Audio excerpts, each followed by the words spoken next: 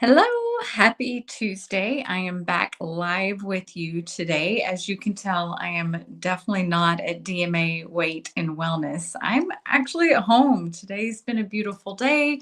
Clinic was a little bit slower. I don't know if it was more that people were not coming out because of the beautiful weather or what it was, but I got to come home a little early, which is nice. So I'm talking to you from my house. I hope you're doing well and that you're taking care of yourself and enjoying this nice weather. So today I want to chat just a short discussion about insulin.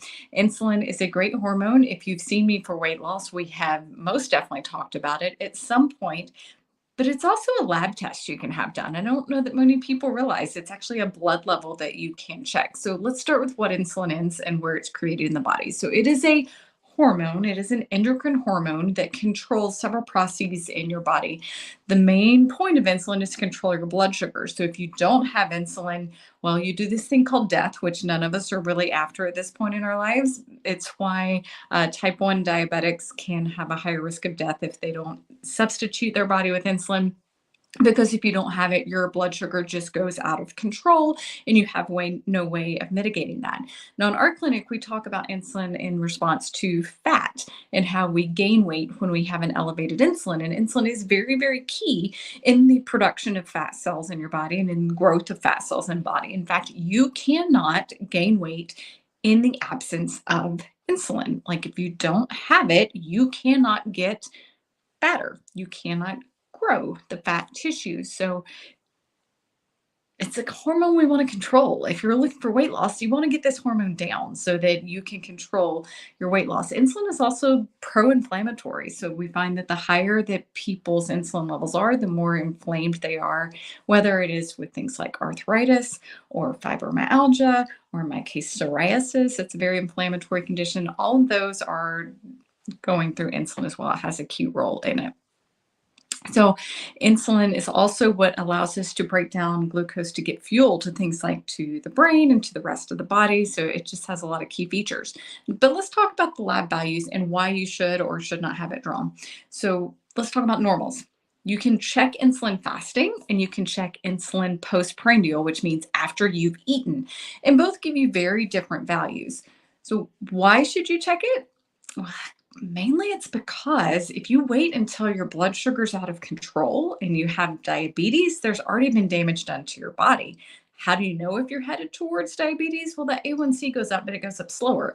Insulin goes up much faster than your A1C, your hemoglobin A1C, or even your blood sugar, because it's fighting to control that blood sugar. But the more it has to fight to control that blood sugar, the higher it is going to be.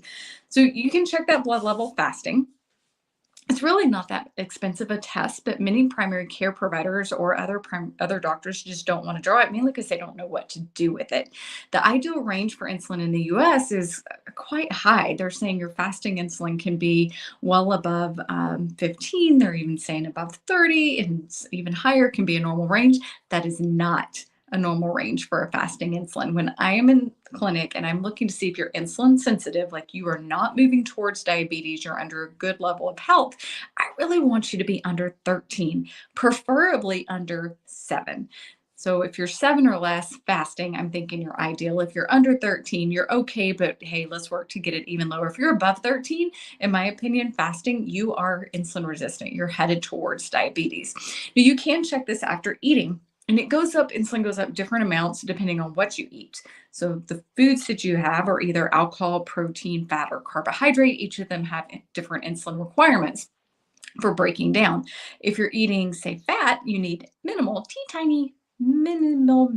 little doses to take care of that. So you're not going to see very much go up. If you're eating protein, you need a little bit more than fat. You're going to see that go up a little bit more. If you're eating carbohydrate, guess what? You're going to need a whole lot more insulin because all of that's converted to sugar, and you're going to need the insulin to break that down. And so that level is going to go higher. So the lower carb you eat, the lower that postprandial or after eating sugar could be. You want your postprandial sugar to get back to your pre-eating level in about 2 hours. You want your pre-eating insulin level back in about 2 hours as well. Now, here again, the reference range is going to say well over 50, or as long as you're 50 to like 100, you're okay. Not true. Your postprandial or after eating insulin, I would really want you to see around 20 to say that you're of optimal metabolic health and you're where you need to be. If you're up to 30, okay, I'm going to say postprandial, you need to cut some carbs, but you're probably not quite to diabetes. If you're going up and above 30 after eating, mm, we got some work to do. We want to get you back down because if we don't, you're going to be headed into diabetes sooner rather than later. And that's not a process that we want to be. And the research that's out there is saying the damage is being done while the insulin is high before the sugar is actually high. So you do a lot of damage when you're actually diabetic, but you do a whole lot more before it's there. So you should absolutely have it checked. Now, it's very common for someone to walk into, like I said, their primary care doctor's office and say, I would like a fasting insulin checked, or I'd like an insulin level checked. And they go, a what? And honestly, up until a couple of years ago, I wouldn't have checked it. I wouldn't have known what to do with it. I had this conversation today with someone.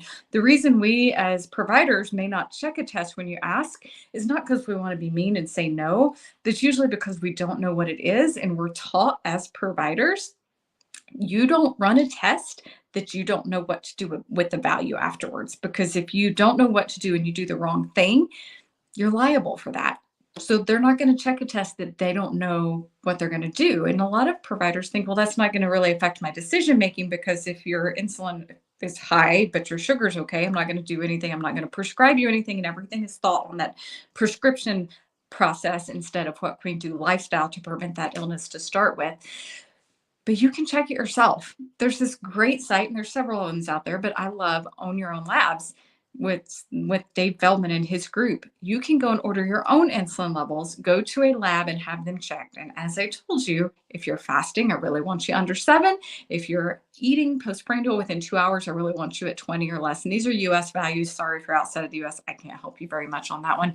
I only know my US values, and sometimes I'm doing good to know what those ones are, depending on the day. So I hope this short discussion of insulin has been revealing a little bit, and maybe you will now go out and get your level checked and know your risk.